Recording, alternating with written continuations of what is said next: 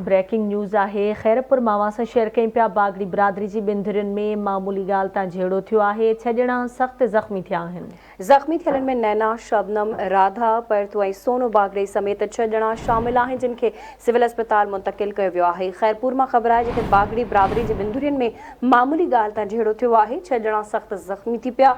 ज़ख्मी थियलनि में नैना, शबनम, राधा, परतू ऐं सोनू बागड़ी समेत 6 ॼणा शामिल आहिनि, जिन खे सिविल अस्पताल मुंतकिल कियो वियो आहे।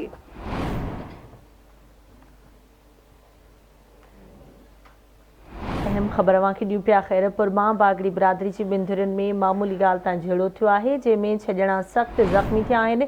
ज़ख्मी थियलनि में नैना, शबनम, राधा, परतू ऐं सोनू बागड़ी समेत 6 ॼणा शामिल आहिनि, जिन खे सिविल अस्पताल मुंतकिल कयो वियो आहे।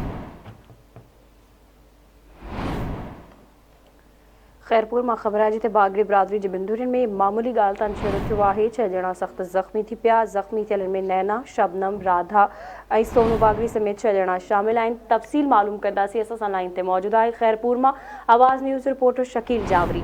जी शकील, छा तफ़सील आहिनि, आगाह कजो। जी बिल्कुल, खैरपुर में बागड़ी बिरादरी जी बिन धुरियुनि विच में झेड़ो थी पियो आहे।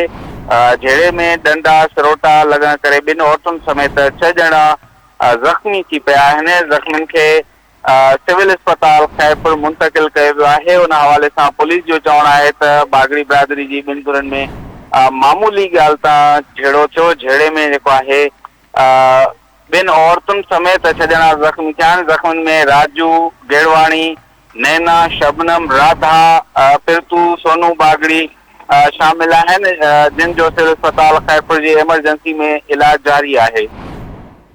ठीक है, अवंज मेहरबानी शकील अपडेट करण लाइ।